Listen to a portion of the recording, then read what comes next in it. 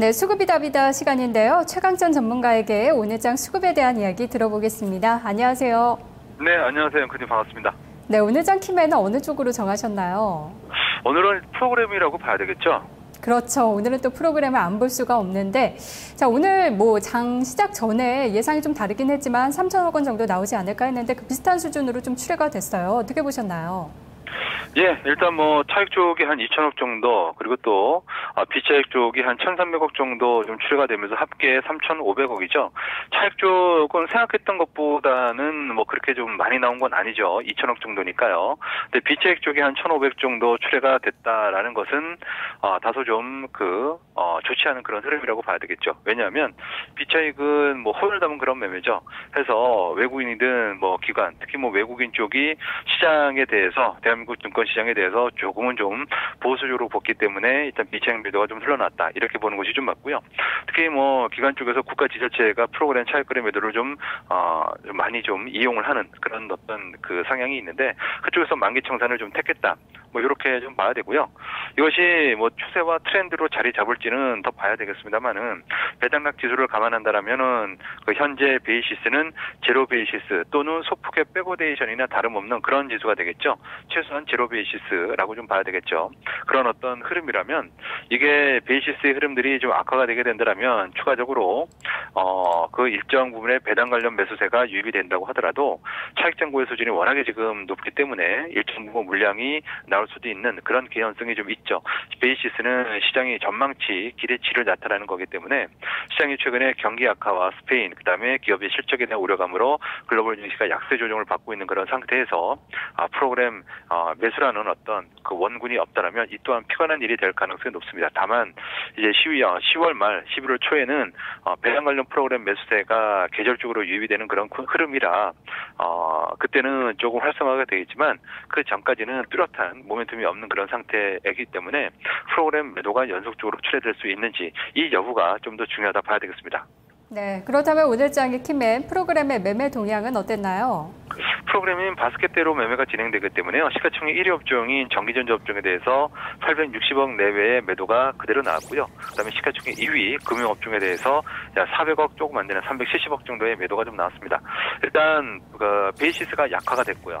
그다음에 그 만기에 따른 어떤 청산, 그게 바로 시총 1, 2위 업종에 집중됐다. 이렇게 보는 것이 좋겠습니다. 네, 프로그램은 또 컴퓨터에 따라서 매매가 되기 때문에 여기서도 우리가 좀 의미를 찾아볼 수가 있는 건지 생각을 해보게 되거든요. 별로 의미 없습니다. 이거는 그러니까요. 코스피 200 종목에 대해서 비중대로 가는 거죠. 시가총액 비중대로 흘러 들어가는 거죠. 네. 예를 들어서 1,000억 원에 오늘 예를 들어서 그냥 예를 들면 1,000억 원의 프로그램 매수가 유입이 된다. 그러면 코스피 200 종목에 대해서만 유입이 되는 거 아니겠습니까? 그러면 삼성전자가 코스피 200에서 차지하는 비중이 약 20% 하면은 1,000억에서 200억은 그냥 삼성전자에 들어가는 거고요. 그리고 현대차가 5%다. 그러면은 50억은 현대차 들어가는 거고, 반면에 프로그램 매도가 나올 때도 마찬가지고요. 그런 거기 때문에요. 그건 의미가 없죠. 그래서 시가총액 1위하고 2위 업종인 전기전자와 금융업종에 대해서 그냥 그대로 나왔다. 그겁니다. 네, 매매 동향에 큰 의미를 둘 필요는 없을 것 같고요. 오늘의 특징주를 알아보도록 할게요. 네, 오늘 특징주는 삼성전자입니다. 네, 삼성전자 오늘도 약세를 기록했습니다. 어느 쪽에서 많이 팔았나요?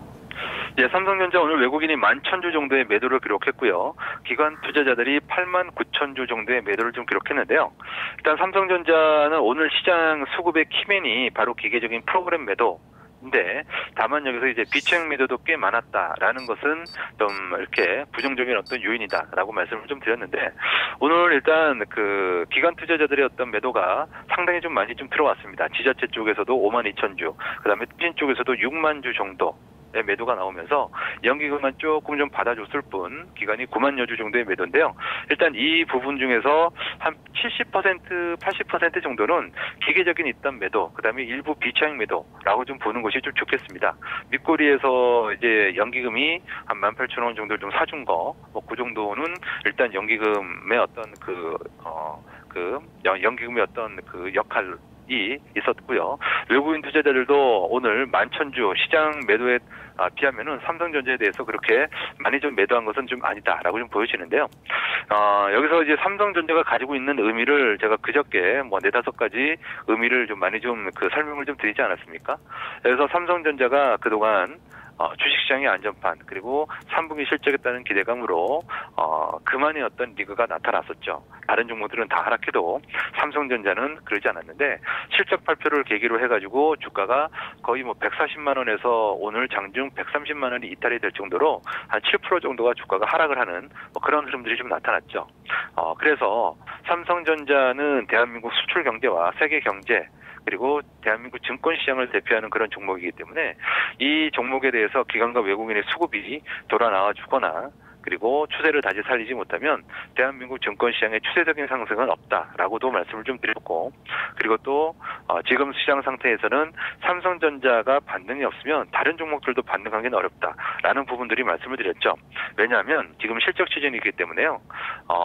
삼성전자가 우리나라 1분기, 3분기 실적에 거의 뭐 한 25%, 30% 가까이를 삼성전자 혼자서 차지를 하게 되는 거죠. 그럼 나머지 기업들의 실적 호전은 3분기는 크게 기대를 할 수 없다라는 거죠.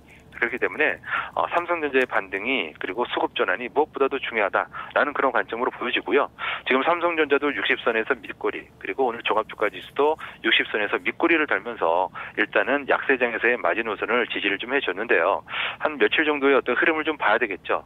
해서 연기금 투자자들은 월 말에 자금 집행을 감안한다면 꾸준하게 매수 유입이 들어올 가능성은 높습니다만은 네. 베이시스가 일단 좀 약세를 좀 기록하고 있다라는 것, 그리고 또 오늘까지야 뭐 만기이니까 만기 이슈 때문에 프로그램 매도가 나온다 치는데요. 그 이외에도 베이시스의 흐름 역할에 따라서 프로그램 매도가 나오고, 그리고 기관 외국인의 수급 상태가 썩 좋지 않고 해외 증시가 추스리지 못하고 반등다운 반등이 없다라면은 조금 피곤한 어떤 흐름들이 좀 나타날 수 있겠죠. 그래서 수일 동안의 어떤 추세 흐름과 시장 수급이 굉장히 중요할 것 같습니다. 알겠습니다. 전문가님 말씀 고맙습니다. 네, 고맙습니다. 시장의 바로미터라는 측면에서 삼성전자의 수급 개선되는지 봐야 될 것 같은데요. 오늘은 어제에 이어서 이틀째 외국인과 기관의 동반 매도가 나타났습니다. 수급이 답이다. 최강찬 전문가와 함께했습니다. 넥스트 1부는 여기까지입니다. 잠시 후 2부로 돌아오겠습니다. 토마토